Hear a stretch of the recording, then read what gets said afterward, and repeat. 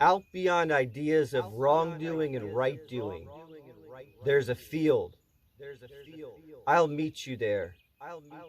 When the soul lies down in that grass, the world is too full to talk about. Ideas, language, even the phrase each other doesn't make any sense.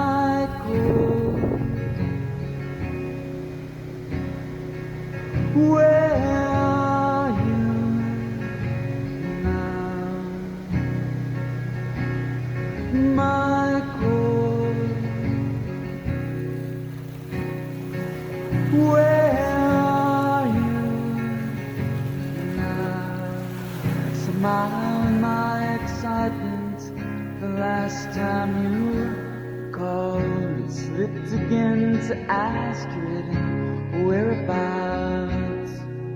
I got a lead from your old triple ex-girlfriend, she said. I heard he lost his mind again and again. I said I didn't know that you ever did.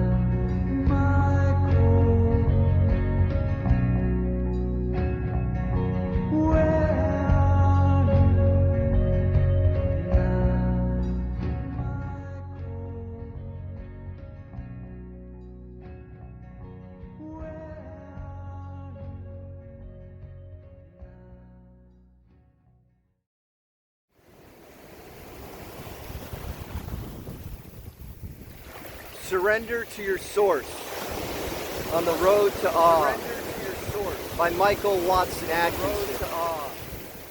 I am Michael Watsun Atkinsun. I am raw, well done, and burnt to a crisp. Rumi. When is it time to share a story, to speak it, to breathe it, to feel it, to soul it, and scribe it down? Do you share it right out of the gates in a wild fervor in the wake of the event?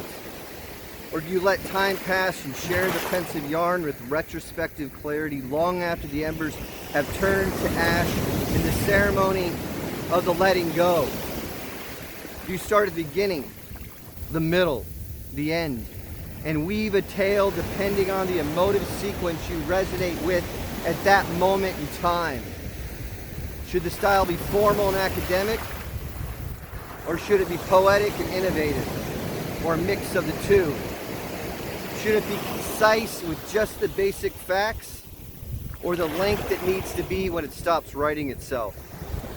Do you tell the tale from an objective or subjective point of view, or do you get out of your own way and let your soul utter it from across the mountains and valleys you traversed from a bygone era so long ago, or from the embryonic memories that have just sprouted from the not-so-distant past? Looking back in the rearview mirror of the 5 tumultuous decades I have been distilled through, I have gathered a plethora of essential and primary experiences with an equal amount of joy and tribulation, that each in time shall deserve their own communion with the pen. For now, in the context of love and fear that has been a pressing topic of interest lately, I am inspired to delineate with this topic in mind, in the meandering story and legacy of my birth name I have used in variations over the years. Tonight, I did not go to sleep. I laid awake full of thoughts from a discourse that my roommate and I had just before bedtime, in the shadow of a recent film document series I manifested called Primal Truth, that was taken out of context, in which she compassionately accused me of focusing too much on the darkness with my research and rhetoric concerning this matrix of life we are all entrenched within. She has this sentiment that by focusing on the black magic, sorcery elite parasites ruling us over us all in this post-Tartarian Empire reset era, with the deception of fake history, heliocentrism, mind control, social engineering, scientism, transhumanism, artificial intelligence, 5G, GMOs, weather manipulation, disaster capitalism, statism, the technocracy, and the ill-fated germ theory looming over us all. That by default I am also a black magician, and in allegiance with this ancient, insidious, and diabolical primordial force. I emphatically stated numerous times that my interest in studying these fallacies and lies allows me to show my loyalty to the healing and cathartic energies of love and light infused within natural law, true mystical anarchy, logos, consciousness, creative novelty, and mysticism. She was genuinely upset about the tiny section of video she gazed upon, and was nervous for me as she showed her apprehension that my soul might be compromised. I urgently expressed that I was digging into the darkness with the same fervor that I'm unraveling the light, and that she need not worry about the fate of my soul. After a restless hour or so consumed with insomnia, laying in bed lost in an existential discourse with myself, I decided to stay awake and commune with writing, and pen a declaration of my allegiance and loyalty to the light within us all. Literally without going to bed this evening, and welcoming to my side the enticing muses chanting my name long past the midnight hour, I began writing with a restless fervor for the first time in years. With this spontaneous abandonment and a fire burning within, I illuminated the night and wrote for hours on end, long past the witch's hour. The ink and the blood flowed until just past the rising sun, as the morning light enveloped around me on the front porch of my country hideout. Knowing with anticipation and apprehension that very soon my unsettled and difficult 2.5-year sojourn to the Southern Territory is galloping to a close at summer's end, I welcomed in the long night and the new day with this litany of words. It was as if I was charged to manifest this document to arrest these ephemeral and transient closing days and nights living in the rolling hills of northeast Georgia. I am presently packing all my things up to head back to the great Northeast, into the uncharted, unpredictable, and nebulous open waters of the blank terrain of the future, to the second act of this theater of life I've yet to engrave and recite.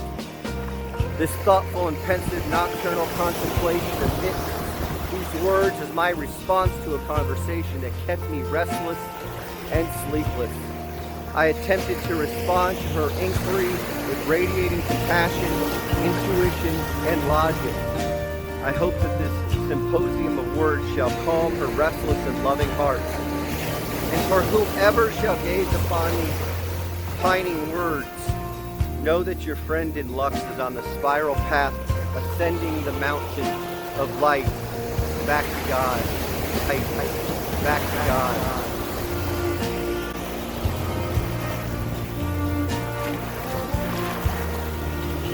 The breeze at dawn, I seek to tell you, don't go back to sleep. You must ask for what you really want. Don't go back to sleep. People are going back and forth across the door sill where the two worlds touch. The door is round and open. Don't go back to sleep. Rumi.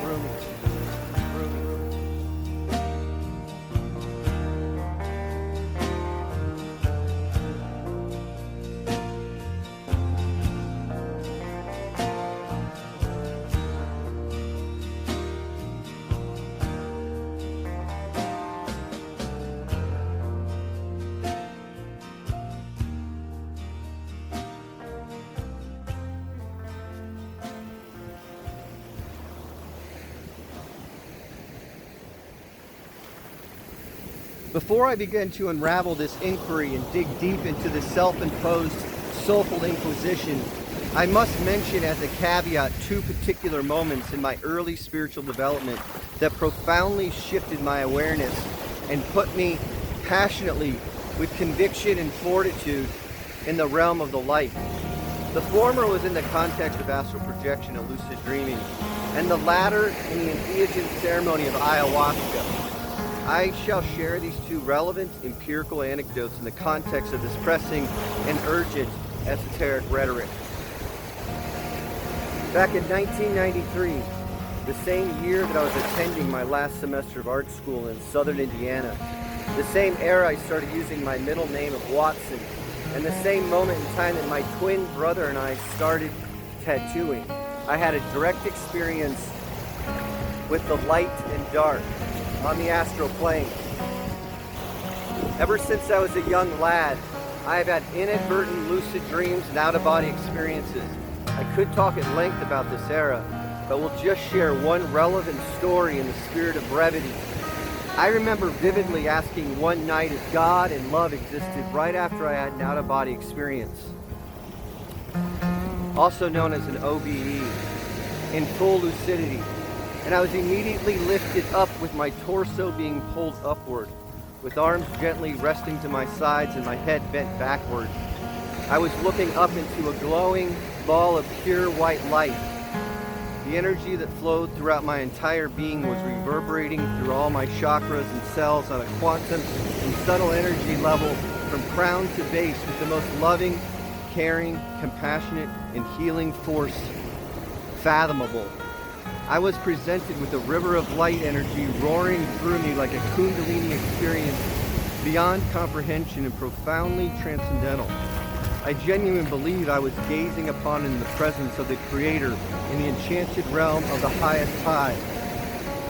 And the inquiry to my question was answered emphatically with conviction and grace.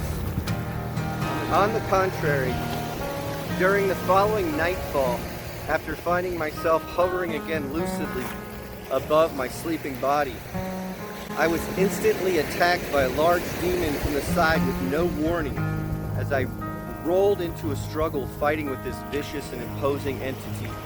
Brave and heroic, I kept my cool as we tumbled into the darkness, and I forced myself, using a technique I learned, to awaken out of this scary and fearful assault, and found myself safe in my bed on the material plane, albeit shaken to my core. With that deeply mystical experience, It was clear to me at such a young age that these two ancient and prima material forces exist, and that my allegiance to the light was just beginning to blossom in the courtyard of the Stride. The other intense experience is about 2 decades later, around the proverbial 2012 era, when I had a series of ayahuasca experiences that taught me the same teaching about these two primordial forces of nature. Over a 3-year period, I did the psychedelic sacrament with DMT 12 times total, and I've never touched it since that time, many moons ago. During the first ceremony, I was alone and experienced an equal balance of these two realms, and was in part filled with love and light, and in part with fear and darkness. The second time I did ayahuasca, I had my second Kundalini experience. The first time was the OBE that I spoke of above from 20 years before, and was filled with the loving and transcendent feeling of infinite care and compassion for myself and all sentient beings on all subtle energy levels. On the third sacrament, I witnessed what I called a hell sequence, and was assaulted with a malevolent energy radiating with hate, control, deception, lust, base consciousness, and power. Since I had just had a Kundalini communion and had been in the presence of the Source within the second sacrament, I laughed in the face of the darkness and told the imposing shadow with conviction and clarity that my temple body and all its layers was filled with love and light, and that they are not welcome over the doorsill of my body. In the context of this profound revelation, I had emphatically aligned myself with the light magic associated with the right-hand path back to God. As I continued to do ayahuasca during this era, the 12th sacrament, I had an experience that was completely pure in heart and radiating with love infinitum, with those two anecdotal stories in tow, relevant to this moment in time concerning the topic of love and fear. Allow me to continue spinning this transcendental yarn with calculated footsteps and introspective discernment.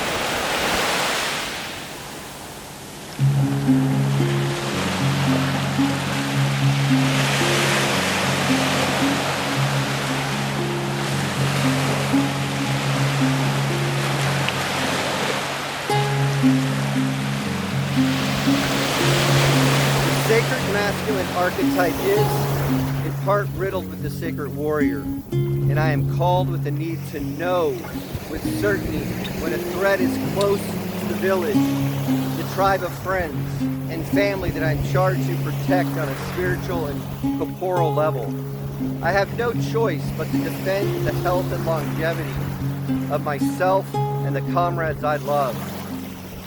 Being a vigilant citizen concerning all threats to our sovereignty, freedom, and safety is a deep part of my essence and ethos. How could I express to my friend that I was anything but the light of God, and that my intrigue was researching and unocculting the shadows and darkness afoot was for the love of humanity and the devotion to truth, for the hope that just maybe, with Providence by our side, we will stand a chance to prevail and thrive amidst such social and political tribulation in the zeitgeist of this present maelstrom of deception and manipulation we are enveloped within in this heavy and dark 2020 year and beyond.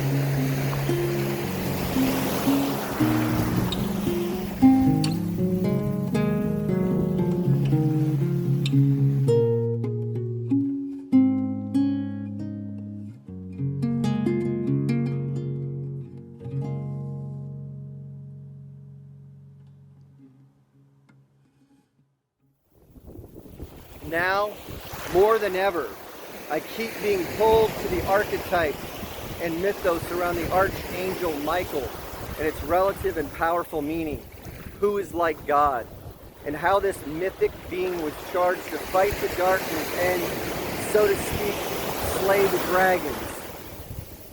It appears that this mythos from esoteric Christianity is a symbol for the darkness and evil that lurks around every corner in the shadows of this profound riddle and conundrum known as the human condition, and our collective calling to battle it within the legion of light we are devoted and loyal to. if our souls are not compromised in allegiance to the darkness. My entire life has been a delicate and precarious balance between unbridled moments of joy and wonder that upwells into luminosity, like the consistent rising of the morning sun, only to dissipate into sorrow and strife when the day predictably turns to nightfall on the far side of dusk and the darkness that ensues.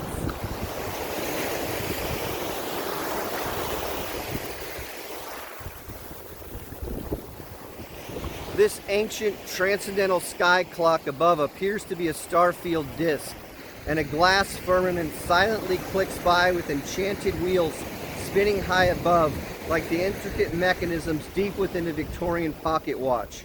The seconds, minutes, hours, days, months, years, decades, and eons, bringing us the day and the night, spring and summer, fall and winter, eclipses, luminary transits and alignments, solar minimum and maximums, 100-year and 1,000-year cycles, and the unfathomable grand cycles and beyond, associated with the meticulously accurate Vedic and Mayan astrological calendars going back to time immemorial.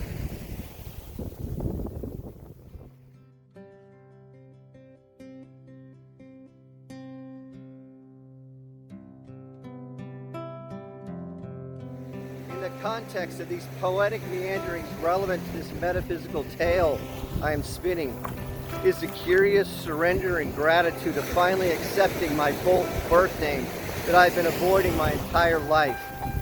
We all have elements of Saint Michael within us. We all have a warrior spirit imbued with our essence to go up to the darkness and the shadow with conviction and bravery. Look this ancient vampiric force in the eye and emphatically state with no reservations, "You shall not pass. You are not welcome across the doorsill of this temple body. I am made of light and gold, of love and care, of unity and compassion, of fire and earth, of water and air, of silver and sulfur, of salt and mercury, and of life and death, and life again and again. You and your battalion of vampiric dark shadows are not welcome in the sacred coven of sentient light beings in communion with truth and logos, with wisdom and wonder, with joy and hope. For we are all children of the highest high and the grand mysterious tremendum, echoing throughout these ever-present sonic vibrational realms of transcendental wonder.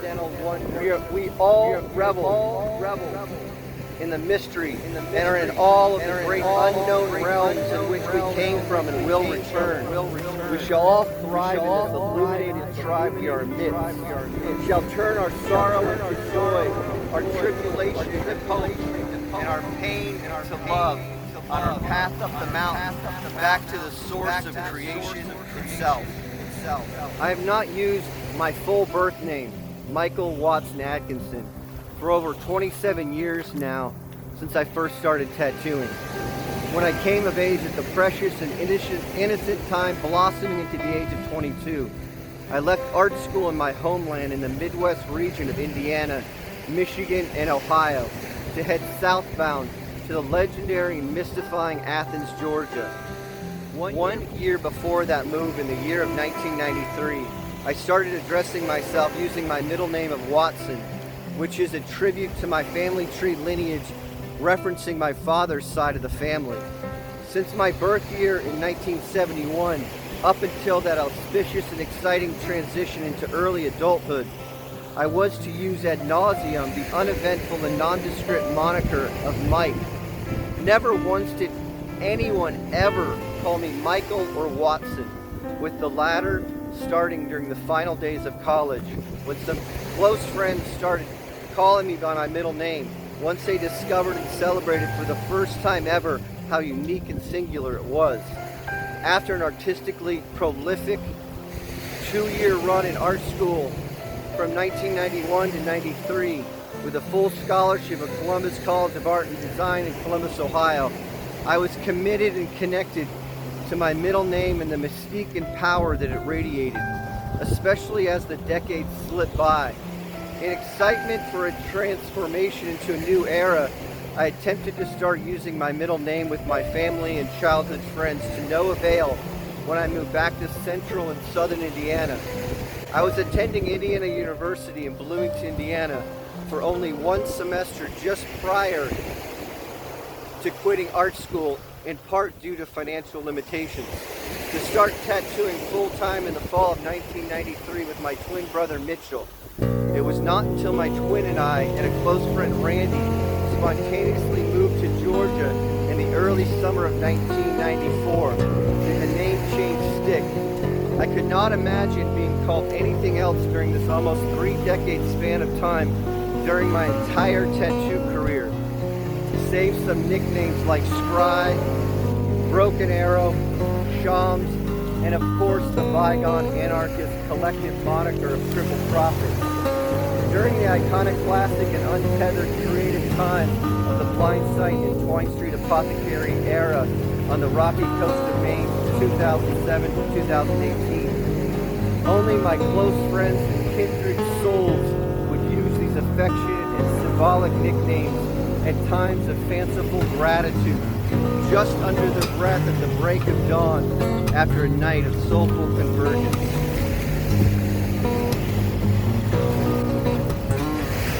With the spelling of Watsun remaining in the traditional format throughout these formative early years, it went through a transformation once I discovered the shocking truth of our earth-plane cosmology. Back in 2015, during the explosive and intense era when the alternative research community that I've been loyal to and entrenched within for over a decade now unraveled the geocentric cover-up in the shadow of the heliocentric deception, I did a slight edit change in the spelling of my name to represent the two luminaries, or suns above us, the sun and the moon, in the compelling and arguably true cosmology revolving around the mind-bending and demonstrably true geocentric narrative. In the context of this era and beyond, I felt a great awakening to some primal truths that have been occulted from the general populace, the unbegun, since the fall of Tartaria, and I was overwhelmed by a need to let go of everything I once believed, as new paradigms were being unearthed before my eyes, and with the collective apotheosis that myself and the Truth Tribe was distilled through, I surrendered to this great and majestic unraveling, and hence the title of this essay, Surrender to Your Source. Like a leaf to the tree branch, become the roots, singing to the earth plane. Surrender to your source, like a leaf to the tree branch, become the roots, singing to the earth plane. Like the haiku that I penned above a few moons back, we must all surrender to our source, and to the source of all creation since the first gleam and breath of life. And like the leaf to the tree branch, we all must surrender to that symbiotic and cymatic entanglement with not only the friendship between the leaf to the branch that gives us nurture and life, but with the branch to the tree to the roots to the forest to the earth plane, the terra firma to the mountains to the rivers to the oceans to the sky to the sky clock, the sky clock to the luminaries, the star field above to consciousness to God, and with Jehovah back to the proverbial and poetic, like a leaf to the branch. And so on and so forth, infinitum, throughout this cascading cycle of wonder and mystery, as we sail on our battalion of dinghies made with sweat and toil, with art and music, with poetry and laughter, with fellowship and community, with conviction and fortitude, with tears of joy, into the guiding will of the unbounded oceans of freedom and hope for all beings. Alas, with the velvet curtains already half cast on the theater stage of this flickering life, I have a heroic amount of prose, art, and gold to manifest, with a daunting task of untethered novelty to mine and distill long before I cross the river Styx into the great unknown.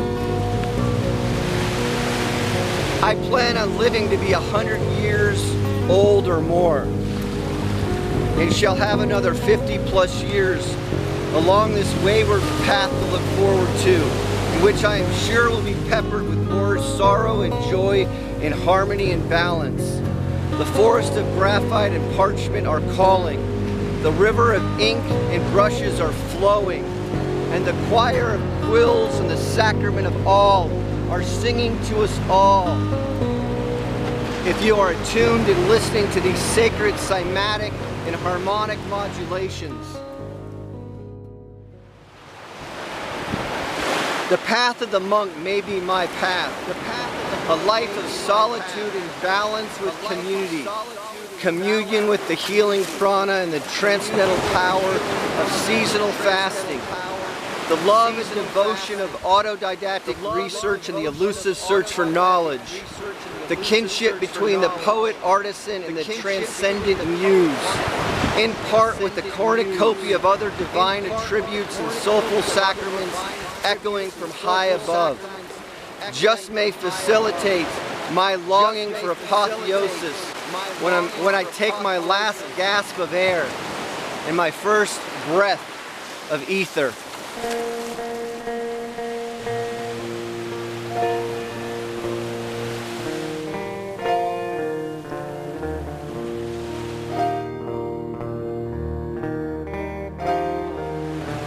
Like the proverbial 27 Club, and the fact that 27 years after using my first and middle name for separate delineated eras and personas, that the former died and did not make it past the year of 27.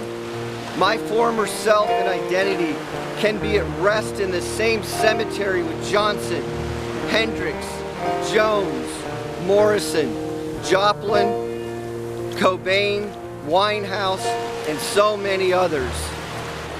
Out of that burnt offering of that phoenix rising from the fire and ash of my former essence, ready am I now, at the age of 49, to unify and synchronize myself into the full embrace of my given birth name and the archetype that they each personify.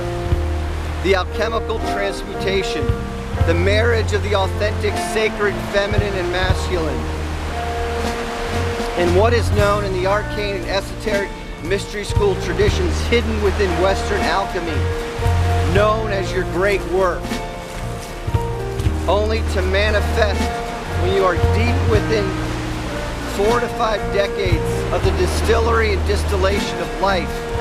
You must be pummeled to the ground dozens of times and rise up again and again and again, with a lust for life and no reservations or options for defeat, with hatchets and arrows in one hand and spit and vinegar in the other. The collective you must keep your boots to the mud at the front lines, defending your spirit and your light against the darkness afoot. The time has come for us to rise up in these draconian times of deception and darkness and step into who we are destined and fated to become. Follow your heart and join the innumerable illuminated beings along this fierce army of ascended saints and sentient beings. My dear friends, always know that I have chosen the light over the darkness. I have chosen love over fear. And I am finally ready to walk the path with the sages, oracles, and soothsayers, and get prepared for what's to come, just over the hills and not too far away. As Rumi's epitaph states in the intro with such grace, clarity, and conviction, I am raw, well done, and burnt to a crisp. Being a collective sum, Of all three of these attributes, I am meticulously being called to embrace the full name that my parents gifted me so many decades ago, in those nostalgic and bygone moments of early infancy. Now, more than ever, I am ready for my great work. I sense that outside of my visual art that I am known for and called to manifest with no delays, that the written word you are witnessing here in this document may also be part and parcel of this personal apotheosis of scribe during this fleeting and ephemeral incarnation I have been gifted with by the Creator. The darkness afoot is looking for empty vessels, so fill your temple with love, light, and care. The darkness afoot is looking for empty vessels, so fill your temple with love, light, and care. I wrote this poem concerning the dichotomy of these two ancient primordial forces, fear and love, and my allegiance to the healing power of the latter over the destructive power of the former. Henceforth, in celebration and homage to the soulful conversation between my friend Raji and I, and the ever-flowing rhetoric happening between all my comrades in Lux and all kindred souls on the transcendental and hyperdimensional earth plane, I will forever go by my full birth name as a celebration and a declaration of the light within us all, and my devotion to the innumerable and endless candle flames of light over the darkness that surrounds it. These words are dedicated to all my authentic friends who inspired me to not go back to sleep on the elusive search to find myself, and to respond to all the inquiries and never-ending conversation that flows between us all. With the joy and sorrow we have all been entrenched within our whole lives, the trials and tribulations, the love and the fear, the light and the dark, the gold and the silver. You have all taught me to fill my temple body full of unbridled joy, and to keep the sorrow as far away as possible. I am forever grateful for all your collective love, healing, insight, care, and friendships, and to the light within us all as we all start this transmutation of the letting go, and we attempt against all odds to surrender to our source. I am forever grateful to all your collective love, healing, insight, care, and friendships, and to the light within us all as we all start the transmutation of the letting go, and we attempt against all odds to surrender to our source.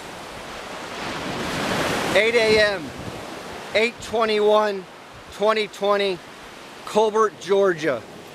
Michael Watsun Atkinsun.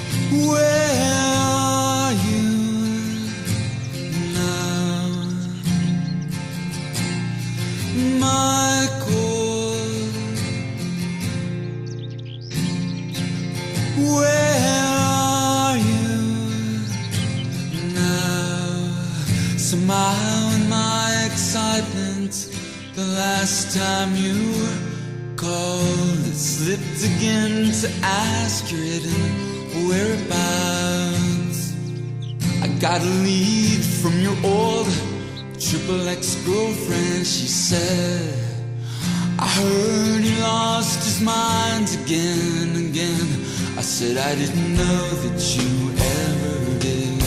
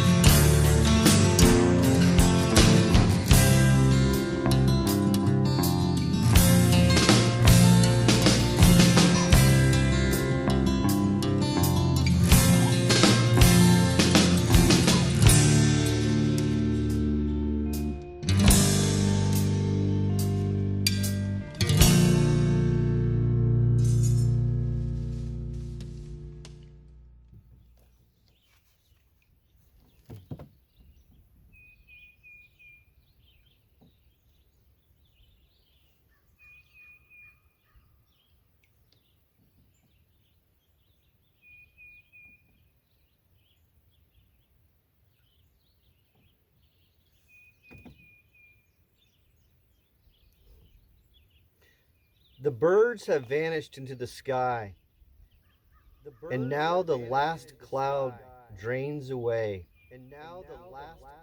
We sit together, the mountain and me, until only the mountain remains. Until only the mountain